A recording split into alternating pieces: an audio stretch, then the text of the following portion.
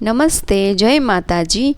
આજના આ વિડીયોમાં સાંભળશું આપણે પુત્રદા એકાદશીની વ્રત કથા। ધર્મરાજ યુધિષ્ઠિર એકવાર ભગવાન શ્રી કૃષ્ણને કહે છે, હે પ્રભુ, તમે હવે મને શ્રાવણ માસના શુક્લ પક્ષની એકાદશી કઈ છે તેની વ્રત વાર્તા મને કહી સંભળાવો। ત્યારે ભગવાન શ્રી કૃષ્ણ રાજા યુધિષ્ઠિરને કહે છે, હે રાજન, તમે શાંતિપૂર્વક શ્રાવણ માસના શુક્લ પક્ષની એકાદશીની કથા સાંભળો। દ્વાપર યુગના આરંભમાં મહિષ્મતી નામની નગરી હતી। તે નગરીમાં મહાજીત નામના રાજા રાજ કરતા હતા। તે સંતાનહીન હતા, તેથી સદૈવ દુઃખી રહેતા હતા। તેને રાજ્ય અત્યંત કષ્ટપ્રદ પ્રતીત થતું હતું। રાજાએ સંતાન પ્રાપ્તિ માટે ઘણા પ્રયત્ન કર્યા, પરંતુ તે નિષ્ફળ ગયા અને તેમને સંતાન ન થયા। સમયની સાથે તે વૃદ્ધ થવા લાગ્યા અને તેમને ચિંતા પણ વધવા લાગી। એક દિવસ રાજાએ પ્રજાને બોલાવી અને કહ્યું, હે પ્રજાજનો, ના મેં મારા જીવનમાં પાપ કર્યું છે, ના કોઈ અન્યાય કરીને પ્રજા પાસેથી ધન ભેગું કર્યું છે,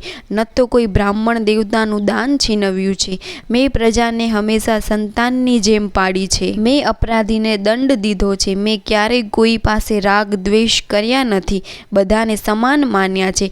આ રીતે ધર્મથી રાજ કર્યું છે, છતાં હું આ સમયે મહાન દુઃખ ભોગવું છું, તેનું શું કારણ છે? રાજા મહાજીતની આ વાત વિચારવા માટે મંત્રી આદિત્ય સહિત વનમાં ગયા। વનમાં જઈ મોટા ઋષિમુનિના દર્શન કર્યા। એ સ્થાન પર તેમને મહર્ષિ લોમનના દર્શન કર્યા। બધાએ ઋષિને પ્રણામ કરીને એમની સામે બેઠા।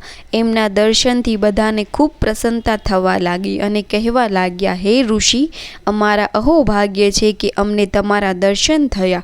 ત્યારે ઋષિ કહે છે કે, હે મંત્રીગણ, તમારા વર્તનથી હું અત્યંત પ્રસન્ન છું। તમે અહીં આવવાનું કારણ બતાવો, હું તમને શક્તિ અનુસાર કાર્ય કરી આપીશ, કેમ કે આ શરીર પરોપકાર માટે બન્યું છે। હે મહર્ષિ, તમે અમારી વાત જાણવામાં બ્રહ્માથી પણ વધુ સક્ષમ છો, તેથી તમે અમારો સંદેહ દૂર કરો। મહિષ્મતી નગરીના મહિજીત રાજા છે। તે પ્રજાને સંતાનની જેમ પાળે છે, છતાં સંતાનહીન છે।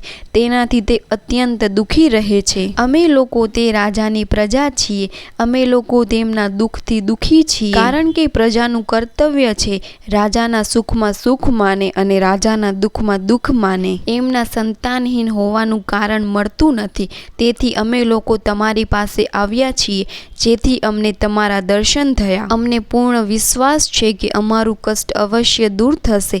મહાન પુરુષના દર્શન માત્રથી પ્રત્યેક કાર્યની સિદ્ધિ થાય છે, તેથી હવે તમે અમારા રાજાને સંતાન થાય તેવો કોઈ ઉપાય બતાવો। ઋષિએ ક્ષણભર માટે નેત્ર બંધ કર્યા અને રાજાના પૂર્વજન્મનો વિચાર કરવા લાગ્યા। તે વિચાર કરીને બોલ્યા, આ રાજા પાછલા જન્મમાં અત્યંત નિર્ધન અને ખરાબ કર્મ કરતા હતા। તે એક ગામથી બીજા ગામ ફરતા હતા। એક દિવસ જેઠ માસની શુક્લ પક્ષની એકાદશીના દિવસે 2 દિવસથી ભૂખ્યા હતા। બપોરના સમયે એક જળાશયમાં જળ પીવા ગયા। તે સ્થાન પર તે સમયે વિયાયેલી ગાય જળ પી રહી હતી।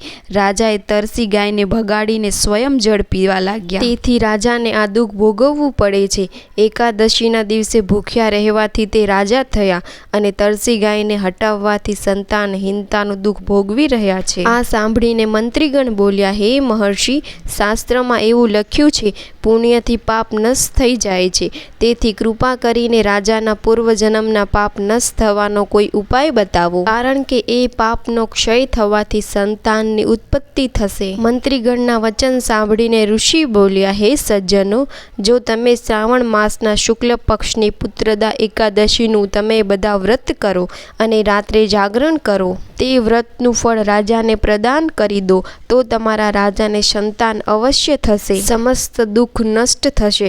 મંત્રી સહિત સમસ્ત પ્રજા મહર્ષિ ઋષિના વચન સાંભળી પ્રસન્ન થયા અને નગરીમાં પાછા ફર્યા। એ બધાએ શ્રાવણ માસની શુક્લ પક્ષની એકાદશીના દિવસે ઋષિની આજ્ઞા અનુસાર વિધિપૂર્વક વ્રત કર્યું અને બારસના દિવસે એ વ્રતનું ફળ રાજાને આપ્યું। અને આ વ્રતના પ્રભાવથી રાણીને ગર્ભ રહ્યો અને 9 માસ બાદ અત્યંત તેજસ્વી પુત્રનો જન્મ થયો. ભગવાન શ્રી કૃષ્ણ રાજનને કહે છે, હે રાજન, તેથી આ એકાદશીનું નામ પુત્રદા એકાદશી પડ્યું.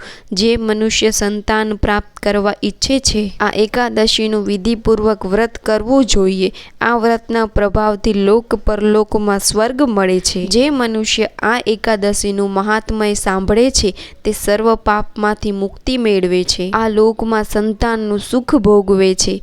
મરણ પછી સ્વર્ગમાં જાય છે.